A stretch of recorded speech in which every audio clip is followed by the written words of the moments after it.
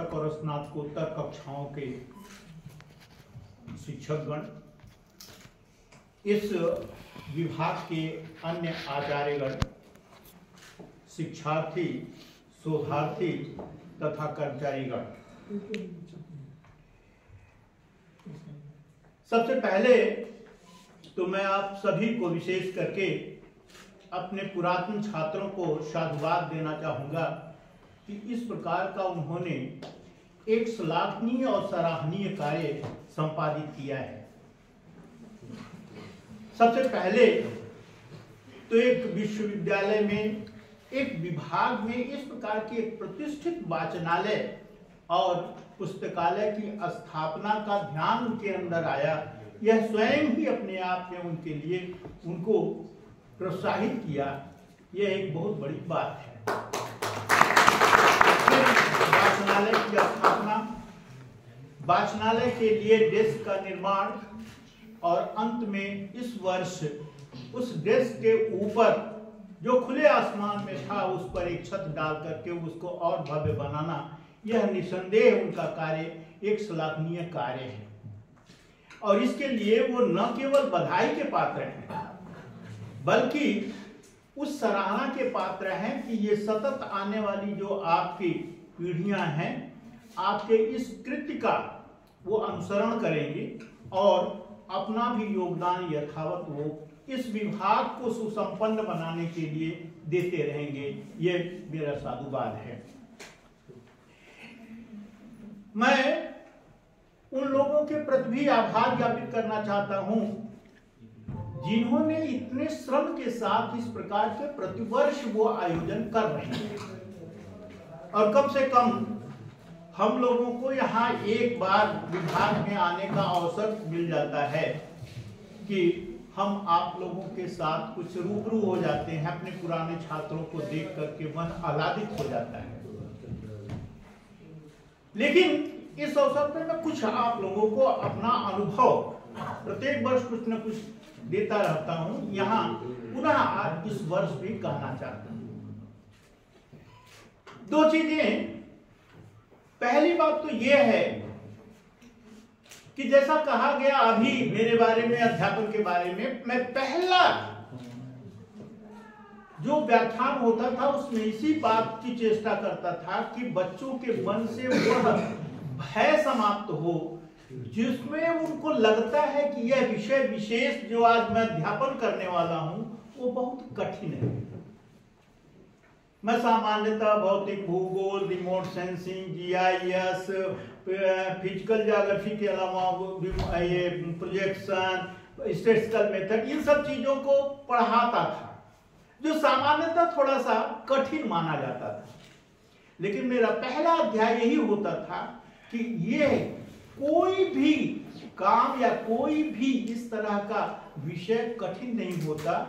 हम अगर आपको कुछ ही बड़े सरल ढंग से आपको बताते हैं और उसे आप ग्रहण करते हैं और पुनः उसको स्वाध्याय के द्वारा वो दोहराते हैं तो निसंदेह वह पाठ्य आपका सुगम हो जाता है और आसानी से आपके समझ में आ सकता है और वो कभी जीवन भर भूलता नहीं है। और यही शायद किसी भी शिक्षक की एक विशेषता भी है कि आपके मन के अंदर का हम है समाप्त करें।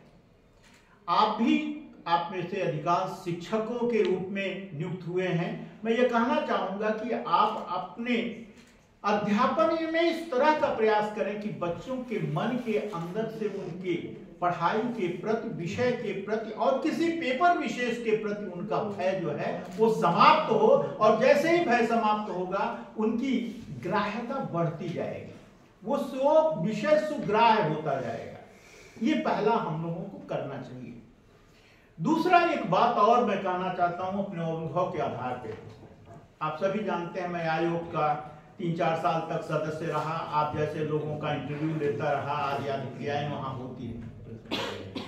निसंदेह भूगोल का आज विद्यार्थी, आप में से अधिकांश जो है वो शिक्षक का, शिक्षार्थी के वो शिक्षण कार्य में ही गए हुए हैं। लेकिन मैंने पाया यह है कि यदि आप इसके इतर भी प्रोफेशन में जाना चाहते हैं तो आपके अपार संभावनाएं हैं। क्योंकि मैं एक दूसरी बात को मेरे लिए दूसरे के लिए गलत भी हो सकता है, पूरे कुएं में भांग पड़ चुका है, सब लोग बौरा चुके हैं,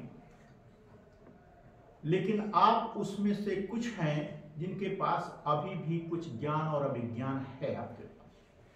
पूरा समाज में ये पूरा विद्यार्थी समाज जो है आज इस तरह का वो अध्ययन करना चाहता है कि किसी तरह से उसको डिग्री प्राप्त हो जाए, लेकिन मैं जानता हूं कि मेरा भूगोल का विद्यार्थी कुछ मेहनत करता है और कुछ वो हासिल करता है और उसके पास मेधा इस प्रकार की व्यवस्थित हो जाती है कि आसानी से वो कुछ सब कर सकता है। और थोड़ा सा उसी में आपने और भी प्रयास किया तो कोई भी प्रतियोगी परीक्षाएं इतनी कठिन अब नहीं रह गई हैं कि आप उसको आसानी से उसको निकाल ना सके। इसलिए उस तरफ भी सोचने का प्रयास करें। बीए, बीटीसी आदि याद करने के अलावा यदि आपने थोड़ा सा भी वो प्रयास किया, हाँ इतना जरूर है कि थोड़ा समय उसमें लगता है, उसमें आपको बड़े ही मनोयोग से स्थिर ढंग से और लंबे समय तक उसके लिए प्रयास करना होता है। और अगर आपने प्रयास किया तो निसंदेह जो है वो आप सफल होंगे, इसमें कोई दो राय नहीं। हाँ 1 साल नहीं, 2 साल नहीं, लेकिन तीसरे साल इस बीच में आप आसानी से उसकी तैयारी कर सकते हैं। दूसरी चीज यह है कि आज भूगोल का विद्यार्थी चूंकि विज्ञान विषय से उसका बड़ा संपर्क होता है, इसलिए बच्चों आप हमेशा जो नई विधा है, नई तकनीक है, नई टेक्नोलॉजी है, उससे थोड़े आप उसके संपर्क में रहा करो, उसके साथ जो है अपने जीने का प्रयास करो। आज विविध प्रकार के हमारी जो आ गई है, अर्थात इलेक्ट्रॉनिक मीडिया के द्वारा हमारी पढ़ाई, और इतना ही नहीं, इस समय तो आप देख रहे हैं कि आर्टिफिशियल इंटेलिजेंस, अगर आपके पास थोड़ा सा इस प्रकार के इक्विपमेंट हैं, आपके पास नेट है, तो आसानी से किसी भी प्रकार के प्रश्न का उत्तर आप बड़ा ही सुयोग्य उत्तर आप उससे प्राप्त कर सकते हैं और आसानी से अपनी परीक्षाओं के लिए उसका उपयोग कर सकते हैं। तो ये मेरे कुछ सुझाव है कि निसंदेह ठीक है आप शिक्षक हो गए, लेकिन वो शिक्षक ही आपका एकमात्र लक्ष्य नहीं होना चाहिए। हमें अन्य शिक्षा के अन्य जो प्रोफेशन के हैं उस तरफ भी जाना चाहिए। एक दूसरी चीज भी मैं कहना चाहूंगा कि आपके द्वारा व्यवस्थित किए गए लाइब्रेरी एक विशेष प्रकार का नमूना है। हम लोग इंटरव्यू के समय जब प्रिंसिपल का इंटरव्यू होता था तो हम लोग यही पूछते थे कि आज सरकार जो है राजकीय या गैर राजकीय एडेड कॉलेजेस में जो संसाधन है उसका अभाव कर दी है, ठीक से फंड नहीं मिल पा रहा है। आप अगर प्रिंसिपल हो गए तो आप अपने विद्यालय को किस तरह से व्यवस्थित करेंगे, कैसे चलाएंगे।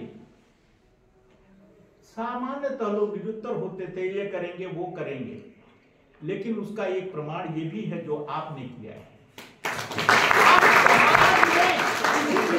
अभाव नहीं है, लेकिन आप मांगे तो आप मैडम से जाइए, एक बार कहिए तो कि मैडम हमारे विभाग में इस चीज का अभाव है।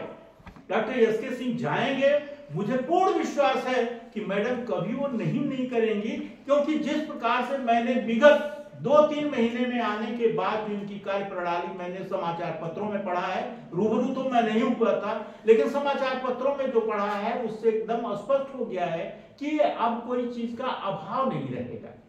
इसी तरह से संसाधनों का अभाव नहीं हो सकता है। समाज है, समाज